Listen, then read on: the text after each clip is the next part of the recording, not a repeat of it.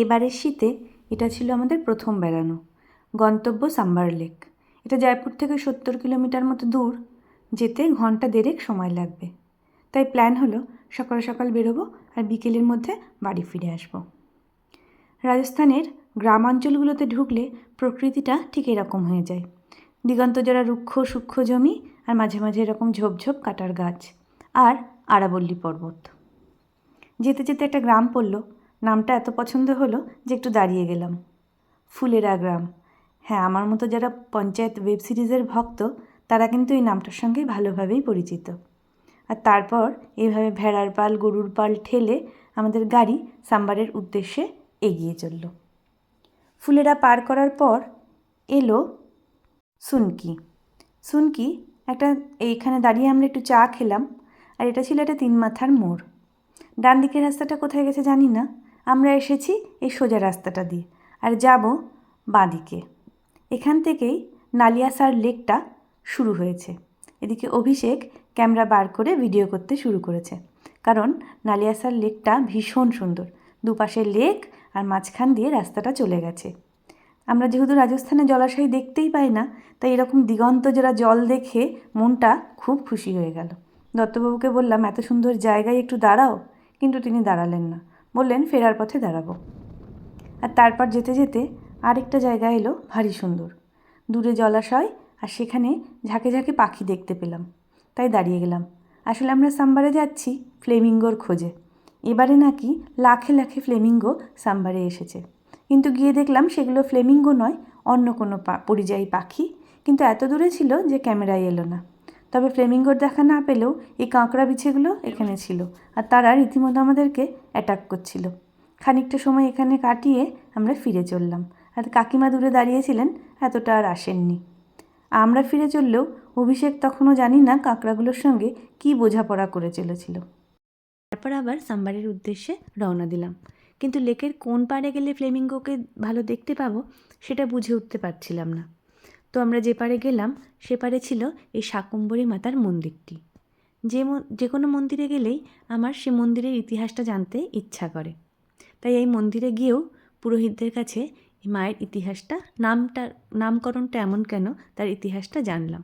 ঠাকুরমশাই বললেন, পৃথ্বীরাজ চৌহানের সময় রাজ্য জুড়ে খরা দেখা দিয়েছিল।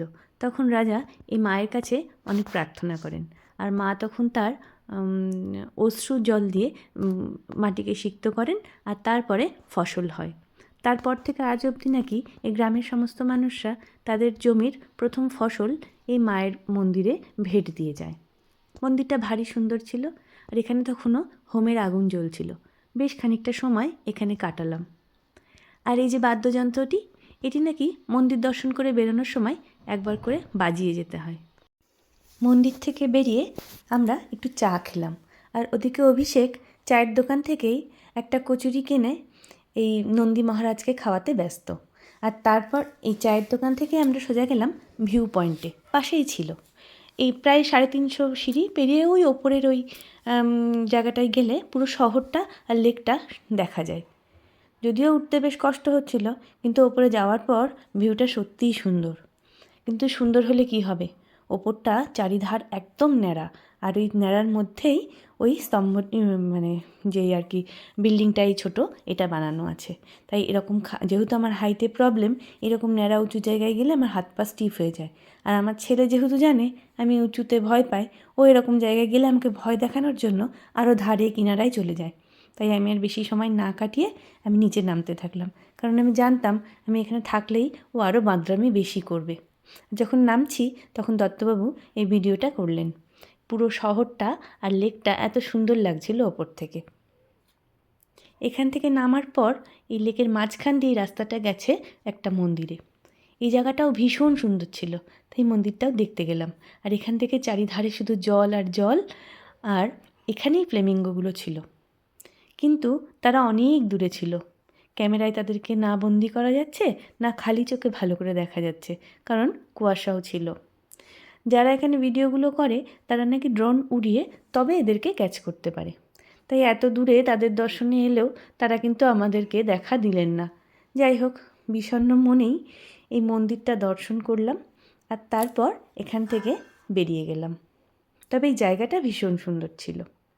এই ঠাকুরটা কী ঠাকুর আমি ঠিক জানি না, তবে এখানে অনেকে এসেছিলেন, গ্রামের লোকেরাও তাদের কোনো রিচুয়ালস করছিলেন। এই সাম্বার লেকটা পুরোটাই সল্ট লেক, আর এখান থেকে লবণও উত্তোলন করা হয়। পিকে মুভিতে প্রথম দৃশ্যে যে ট্রেন দেখানো হয়েছিল, এটা সেই ট্রেনটাই। হ্যাঁ, এই ট্রেনটাই এখান দিয়ে যাচ্ছিল।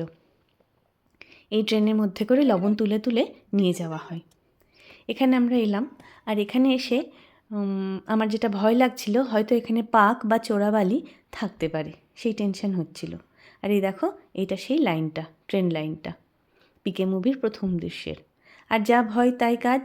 ঠিক আমার ছেলে এত দুষ্টামি করছিল জলের কাছে কাছে গিয়ে, যদিও বড় হয়ে গেছে, দুষ্টামি ওয়ার্ডটা মানায় না, কিন্তু এখনও এরকমই উৎপাত করে। পুরো জুতোটা পাক মাখিয়ে, এবং সে নিজেও পাকে গেঁথে গেছিলো। কোনো রকমে তাকে টেনে উদ্ধার করে তারপরে তার জুতো টুতো পরিষ্কার করে দেওয়া হলো। আর তারপর ফেরার পথে রাস্তায় এই বট গাছটা দেখতে পেলাম। দত্তবাবুকে রিকোয়েস্ট করলাম, প্লিজ একটু দাঁড়াও।